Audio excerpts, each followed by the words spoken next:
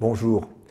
Pas moins d'une vingtaine de chaînes de télévision et de radio sont mobilisées pour le SIDAction 2013.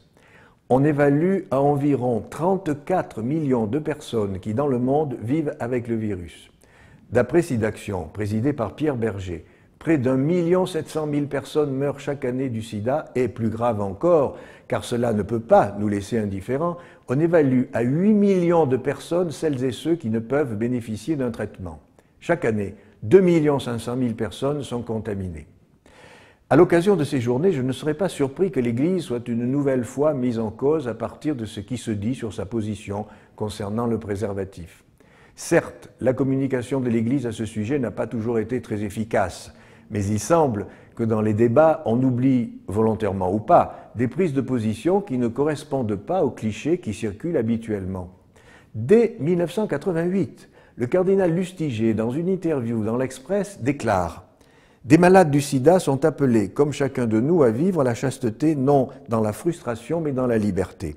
Ceux qui n'y parviennent pas doivent, en utilisant d'autres moyens, éviter le pire, ne donnez pas la mort. Si vous ne voulez pas être des saints, au moins, ne devenez pas des assassins. » Autrement dit, prenez les moyens que l'on vous propose par respect pour vous et pour les autres. On peut retrouver des extraits de cette interview dans le livre sur le cardinal Lustiger de l'ancien journaliste du Monde, Henri Tinck. En février 1996, dans un texte rendu public, la Commission sociale des évêques de France juge nécessaire l'emploi du préservatif comme mode de prévention de la pandémie du sida. Ils ajoutent « Beaucoup de médecins compétents affirment que le préservatif de qualité fiable est actuellement le seul moyen de prévention.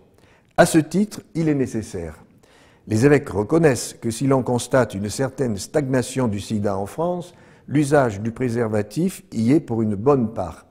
Ils notent aussi que l'Église, suspectée d'y être totalement opposée, se voit accusée d'œuvrer pour la mort.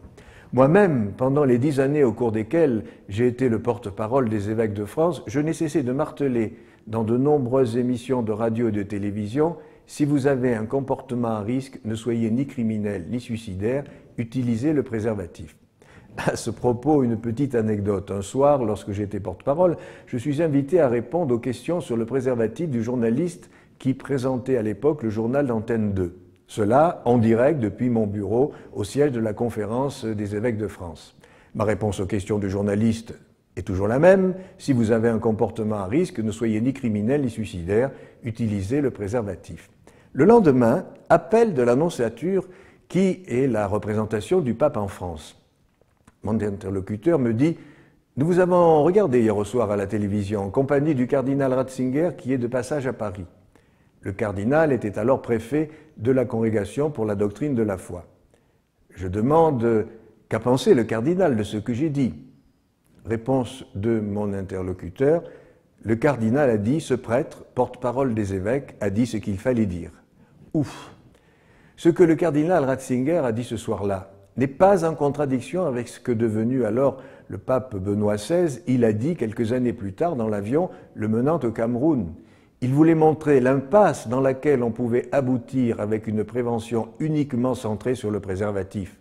Le point commun entre ces deux affirmations, c'est l'appel à la responsabilité et à l'éducation.